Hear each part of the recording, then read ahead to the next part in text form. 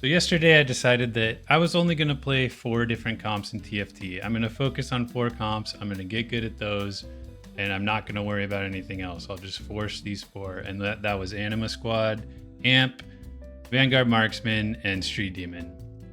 And I tried that out, and it didn't go that great. I started out after that decision right here, and what happened early on was I was getting AD items early.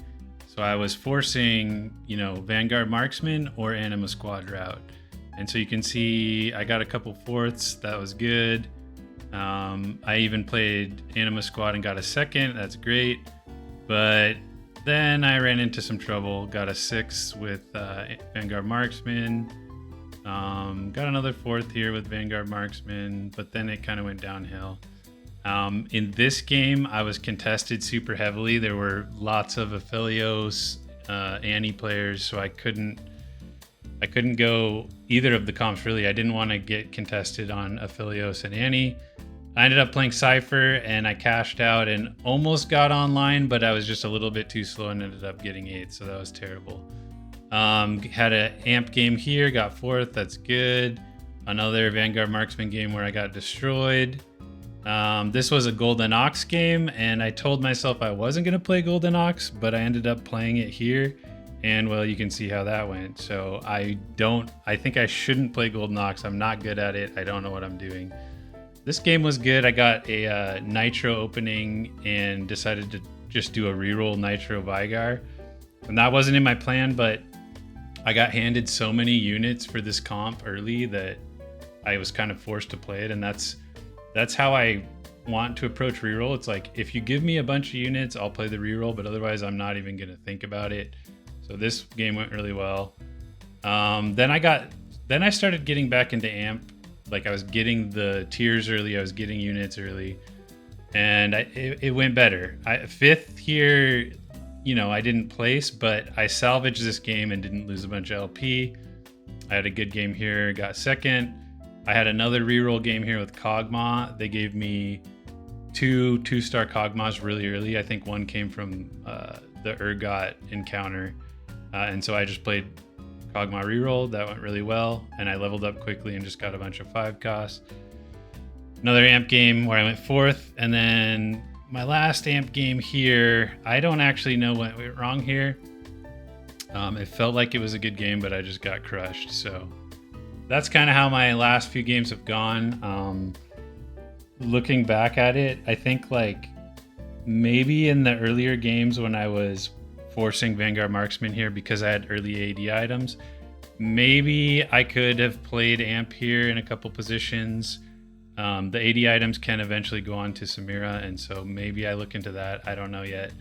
But I am going to probably try to lean more into AMP because that's what I'm best at. And so I wanted to just present how I play AMP, what are some things that I know about AMP that I can teach you, and if you guys have any suggestions, let me know what I'm doing wrong here or if you have any tips. So a standard AMP build that I go for, like when the game starts, I'm thinking, okay, I want 5 AMP, 5 strategists. This is like the common board that you play for AMP. Typically you want Yuumi or Annie or both to carry. I like to get both, so I'm looking for tiers early on. 2 blue buffs are really good in this comp. Yuumi does a lot of damage. Annie casts her bear and is kind of like a tank and damage unit, and they're both just good. Now, you can play this as a reroll comp with Nefiri or Yuumi or both. I personally don't play Nefiri too often. Looking at the data, the Spectral Cutlass is actually insane on Nefiri.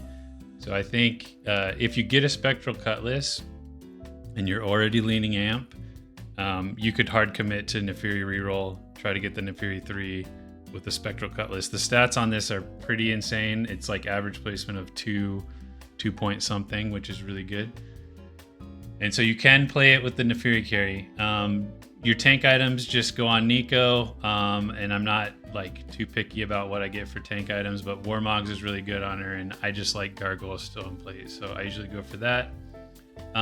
You can throw 80 items onto Samira and carry with her as well once you get there, but it's kind of hard to rely on that because you have to wait a while to get her. And that's why this comp is a fast 8 or a fast 9. You really want to get to fast 9 to get Samira. Samira unlocks 5 AMP, which you can see you get a huge HP boost when you hit 5 AMP, and each AMP just gives you a lot of damage. There is another breakpoint at 4. So typically you want to go fast 8, get Annie, get 4 AMP. And that's a big jump because you jump from 2 to 4 AMP. So that's one breakpoint, and then you also want to stretch to get Samira as the 5th AMP. And that's what you're really going for. So augments, you really want to get econ early. You want to make as much gold as possible. You can make gold through streaking or being really strong, but I've found that it's more reliable to just grab an econ augment early if you see one. And that's kind of what I'm thinking when I go into the game. Econ augment, tiers early, and then just grabbing every strategist and amp unit that comes up. So I did some research on what items are really good and what units are good, you know, artifacts, support items, and this is what I came up with. This top line is just kind of like the items that I go for the normal carries, like normal items. I was a little bit surprised on the 5-star units. Aurora is actually the best 5-star unit in this comp, which I was surprised because she doesn't share any traits with anyone. There's no Dynamo. She does share Anima Squad with Yumi, but you're typically not going to throw in a 3rd Anima Squad, so you can't really activate any of her traits, but she's just so good that, you know, pulling in an extra item or pulling in an extra unit and having like a huge AoE that can apply burns is just so good, I guess, that she's the best. So that's something that I'll keep in mind, and I'll play her more if I see her. If I see her early, I'll throw her in. Kabuko is also a good 5-star. I typically don't play him because I don't always play Ziggs, but I would assume comboing with Ziggs and just having a really good stun and another frontliner is really good. Another one that I was surprised by is Viego. Again, he doesn't share too many traits, just Golden Ox with Annie, but he's also a good 5-star to throw in. My favorite 5-stars are Zac and Garen.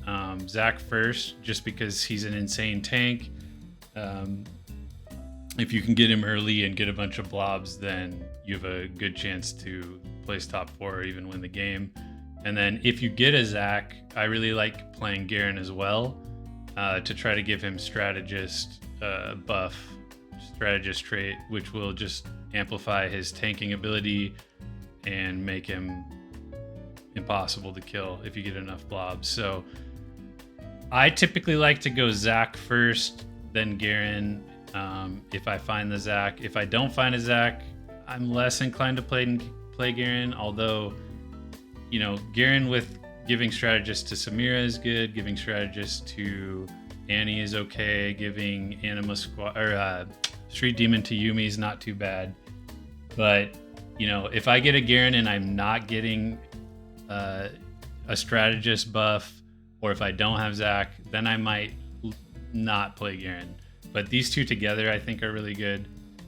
But I think with my research on these 5 costs, I'm going to be more inclined to play Aurora and Kabuko and Viego.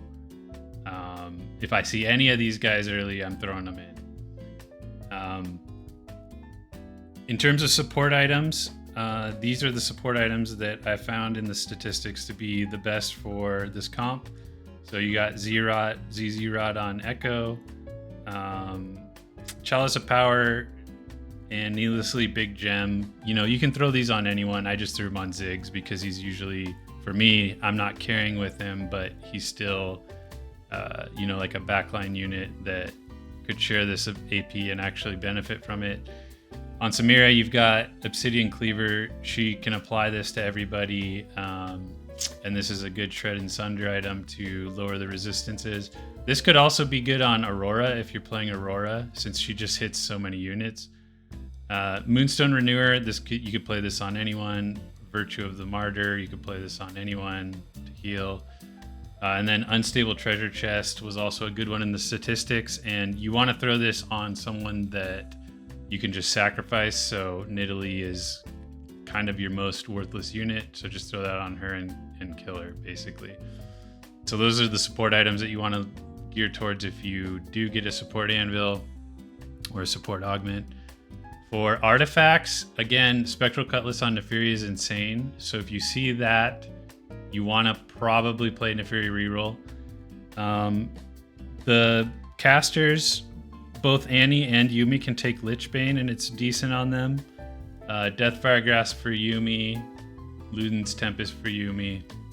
Annie with Manazane is really good. So that's, I would say, for me, Spectral Cutlass is number 1. Manazane would be 2 on Annie. If I see those are like my 1 and 2s. Samira can take Infinity Force, Death's Defiance, or Gold Collector.